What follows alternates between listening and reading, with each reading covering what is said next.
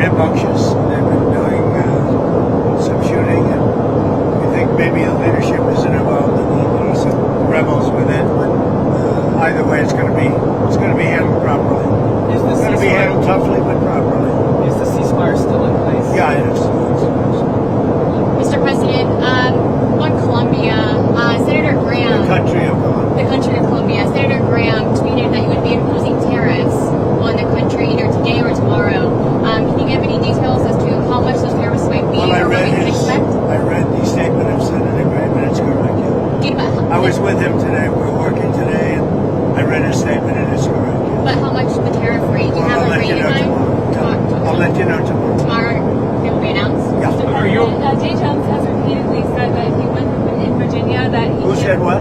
Jay Jones in Virginia. Jay Jones, you mean the one that wanted to kill somebody's children yes, and kill somebody? You mean the animal that wanted to kill somebody? Yeah, he who said should he not can't be wait to allowed see to be you. running for that office? Yeah, he said he can't wait to see you in court. I'm wondering if you have a response and if you're considering getting involved in that race. Well, what is he saying? He said in the debate on Thursday night that he can't wait to sue your administration and see you in court. No, he's a third-rate intellect. He's a guy who I've never seen anybody say what he said. That he wanted to kill his opponent's children. He wanted to kill his opponent. No, I can't imagine anybody voting for Jay Jones. Look, you would think he's totally discredited. I would think he wouldn't even be allowed to do that. Anybody would be put in prison for what he said.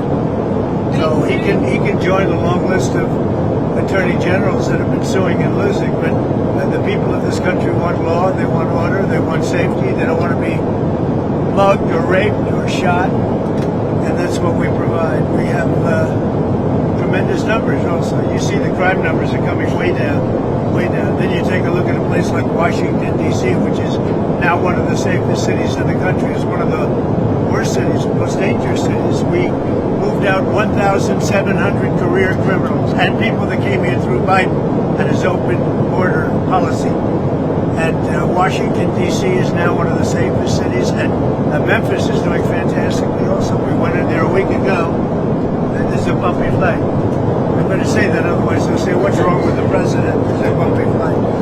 But Memphis is doing really well. I think that Chicago will do very well. We're going to go into San Francisco at some point in the not-too-distant future, make that a great city again. It can only be a great city if it doesn't have crime. If it has crime, it can't be a great city. A question on Colombia. Are you concerned that if aid is cut to Colombia, that would undermine Colombia's fight against drugs? A lot of U.S. aid. They don't have a fight against drugs. They make drugs. They refine drugs. They make cocaine. They have cocaine factories. They have no fight against drugs. And I'm stopping all payments to Colombia because they don't have anything to do with their fight against drugs. And in fact, even when they had better presidents than they have right now, that's how they're making a lot of money. Drugs. I used to complain about it when they had a very nice president, but he wasn't good. It was all talk. They are a drug manufacturing machine, Colombia, and we're not going to be part of it. So we're going to drop all money that we're giving to them. It has nothing to do with them stopping drug production. And you look at the fields are loaded up with drugs, and they refine the drugs, and they make tremendous amounts of cocaine, and they send it all over the world, and they destroy families. No, Colombia is out of control, and now they have the worst president they've ever had. He's a lunatic who's got a lot of problems, mental problems. One more question on Colombia. The Colombian president says that the U.S. killed an innocent Colombian fisherman in one of the strikes. Yeah, they said that when we shot down a submarine, that they were just fishing. This is a submarine. This was a submarine that was meant, by the way, this was a submarine that was meant for one reason and made for one reason, to carry massive amounts of drugs. Yeah, he agrees with that, but that's not the right strike that he's talking about. He's talking about a previous strike. Mr. President, on the shutdown, do you want to see the premium tax credits extended if the Democrats vote to reopen the government? Let me just tell you that there'll be no money given toward their crazy escalation of giving money to illegal aliens that came into the country totally illegally. I mean, they came in illegally. They want to spend $1.5 trillion with a T, $trillion, giving it to people that came into the country illegally. They shouldn't have come in. In fact, one of the reasons they came in was to get this money. And California is a big culprit. I mean, California, they're out of control. And we're not going to pay California all of that money that they're giving away illegally. That's another thing. Between California and Colombia, there's not that much difference. We're not going to be making those payments. Just a follow-up to that, sorry. A July survey Who are by you with, Liz? the Washington Post. A July survey by your pollster, Tony Fabrizio, found that 72% of voters across political parties like the ACA tax credits. Are you worried that you might get blamed if you don't help get those through? Well, we want to have great health care, so we'll do whatever we can do to have great health care. But the Democrats want to destroy all health care because they want to give $1.5 trillion of this money, and they want additional money to go to people that came into our country illegally. Many of them are from prisons and mental institutions, and we're not going to destroy our health care for the Democrats. Mr. President, there were reports, and you even mentioned that in a recent phone call with Prime Minister Modi, and that Modi had said his country would stop purchases of Russian oil. Yeah, he's going to stop purchasing. But India said that they were not aware. Well, then they're going to just keep paying a lot of tariffs. Did you have the if they phone said call, that, but or- I don't believe they said that. No, I spoke with Prime Minister Modi of India, and he said he's not going to be doing the Russian oil thing. So that's it. But why would India say that they're not going to do it? I don't know, but if they want to say that, then they'll just continue to pay massive tariffs, and they don't want to do that. Following up on Friday, you said you had a cordial meeting with President Zelensky.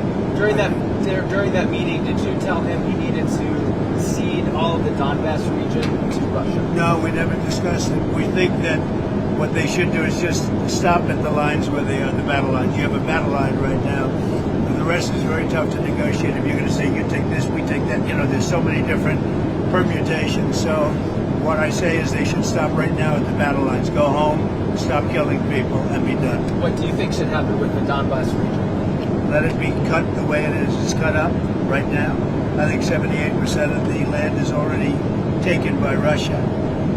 You leave it the way it is right now. They can negotiate something later on down the line.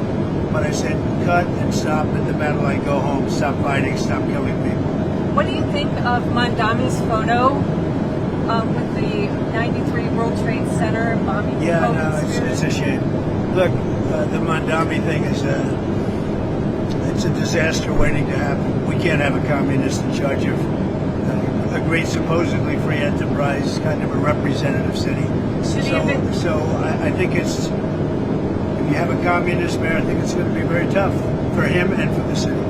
Do you think he should have posted something like this so close to the election? Oh, I think it's a shame that particular man is endorsing him and very friendly with him. You can see there's a relationship. Mr. President, He blew up the World Trade Center, right? and Mr. President, Didn't the man you're talking about blow up the World Trade Center? And he's friends with Mandami? Mr. President, sticking with New York City, you've talked about the Hudson River Tunnel, the infrastructure project. So you said that the funding has been terminated, but folks in New York have said that it's not terminated. So where does that Well, as of stand? now, it's terminated, and that's up to me. And as of now, it's terminated, and it's terminated because the Democrats are so foolish what they've done to the country. I mean, we have the hottest country in the world. There's no country even close, and they just want to do this. There's nothing for them to do. All they have to do is just say, let everything continue.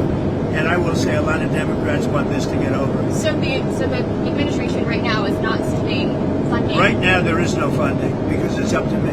What is your response to the protests? Who are you with? I'm with the AP. With AP? What's your response to the protests over the weekend, the No Kings protests on Saturday? I think it's a joke. I looked at the people. They're not representative of this country. And I looked at all the brand new signs paid for. I guess it was paid for by Soros and other radical left lunatics. It looks like it was. We're checking it out. The demonstrations were very small, very ineffective, and the people were whacked out. When you look at those people, those are not representative of the people of our country. Mr. President, besides San Francisco... And by the way, I'm not a king. I'm not a king. I work my ass off to make our country great. That's all it is. I'm not a king at all. Besides San Francisco, are there other cities you're actively looking at for the National Guard right now? Yeah. What about it? I'm just wondering if you care to comment on that. Well, we've used the National Guard to be very successful in Memphis. You can see the numbers there falling like rocks. Washington, D.C., Chicago is getting better, even though we're going through a lot. And You know, we're trying to do it in a very nice way. I'm allowed, as you know, as president, like 50% of the presidents have used the Insurrection Act. They can use that. And everybody agrees you're allowed to use that, and there's no more court cases, there's no more anything. We're trying to do it in a nicer manner, but we can always use the Insurrection Act if we want. I mean, you take a look in the past, one in particular president used it 28 times during the course of a presidency.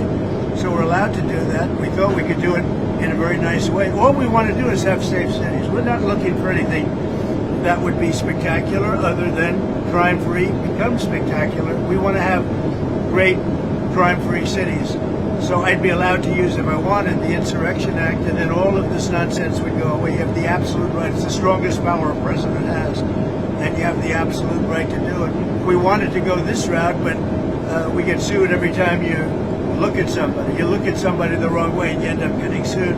We just want no crime. We want to have crime-free cities. That's not a big, I mean, it's pretty common sense, I think, but that's all I want is crime-free cities. I campaigned on it.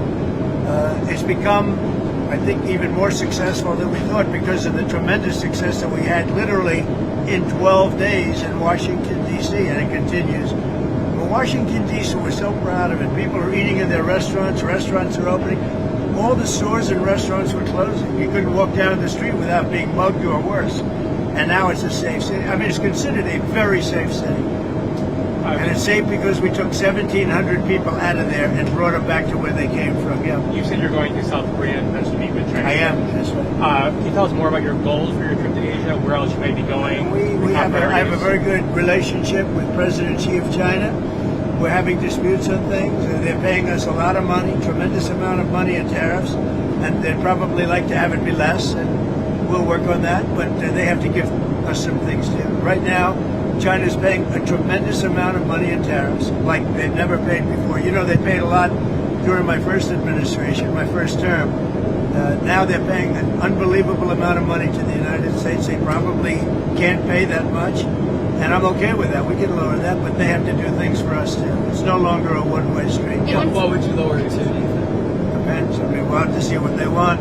One of the penalties we have is because they're sending in fentanyl, we have a 20%, as you know, a 20% tariff on that. But they'd be paying about 157% tariff, which is, you know, record-setting type tariff.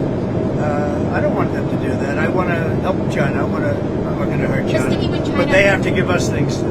Sticking with China, Mr. President, on soybeans, are you confident that you'll be able to I want them to buy deal? soybeans. One of the things I want is China's going to buy soybeans. I want China to stop with the fentanyl. Very, you know, normal things. I don't want them to play the rare earth game with us. But you want them to, but do you think they will make a deal on soybeans? I do believe, yeah, because otherwise I'm not going to make a deal. No, I want them to buy. Our farmers have been boycotted by China as a negotiating point. I don't want that. Our farmers are great, and in particular our soybean farmers, and I want them to start buying soybeans at least in the amount that they were buying before. And I believe they'll be able to do But it. sticking with soybeans, and in Argentina, you're looking to do that deal with Argentina, the meal swap. So, With respect to beef? are we expecting a beef deal? I assume you're talking about beef. Yeah, No, to get beef prices down. The only price we have that's high is beef, and we'll get that down. And one of the things we're thinking about doing is beef from Argentina. But my question is, what do you have to say to U.S. farmers who feel that the deal is benefiting Argentina more than it is them, as they are a top Argentina's fighting for its life, young lady. You don't know anything about it. They're fighting for their life. Nothing's benefiting Argentina. They're fighting for their life. You understand what that means? They have no money. They have no anything. They're fighting so hard to survive. If I can help them survive in a free world, I happen to like the president of Argentina. I think he's trying to do the best he can, but don't make it sound like they're doing great. They are dying. All right? They're dying. What do you mean by a beef deal, sir? We would buy some beef from Argentina. If we do that, that will bring our beef prices down. Because our groceries are down, our energy prices are down. Well, I think we're going to have $2 gasoline pretty soon. We're getting close. And everything's down. The one thing that's kept up is beef. And if we buy some beef, now I'm not talking about that much from Argentina, it would help Argentina, which we consider a very good country, a very good ally in a place. Although I must tell you, if you take a look now, South America is turning. The South American countries are starting to turn very much much toward us. And for you They're as getting away farmers- from socialism, and you can go right down the pack. But they are starting to turn. It's pretty amazing. May I ask you about Israel again? Do you feel that Israel was justified with striking what it did Striking where? in Gaza today and overnight? I'd have to get back to you on that. I'd have to get back. What is the next step? Because we're going to be determined. You know, all of that's is under consideration right now. It's under review. Mr. President, on Harvard. Who you with? I'm with the Washington Post. That's what I thought. On Harvard, you said the other week that you had reached a deal, but we haven't heard anything. What's the holdup? Well, we reached a concept of a deal, but it's pretty complicated because under this deal would be $500 million. They're going to open up trade schools, and I love the idea of trade and trade schools like Harvard. So, you know, they get into like a vocational type school. And the one problem with it, it's very complicated. You know, when do they start? How do they start? Who do they use? You know, there's 1,000 different things, and we may just charge them a big fine, $500 million fine. Mr. President, And they won't do it again. And if they do, we'll have to just charge them another fine. you haven't weighed in on the Virginia gubernatorial race that's in a few weeks. Do you plan to endorse the lieutenant Well, governor? I think the Republican candidate is very good, and I think she should win because the Democrat candidate's a disaster. So I haven't been too much involved in Virginia. I love the state. I did very well in the state. But I will tell you, I think the Republican candidate is excellent, and I think the Democrat candidate is a disaster. I mean, I watched her in the debate. She couldn't answer the most basic question. And, you know, a big thing with that race and also the race in New Jersey is going to be energy. Both of the Democrats are going to drive the energy prices through the roof. Through the roof. Your energy is going to double and triple. If the Republican gets elected, your energy is going to be coming down by 70-80%. Thank you very much, everybody. Vote Thank you, sir. Republican. Should your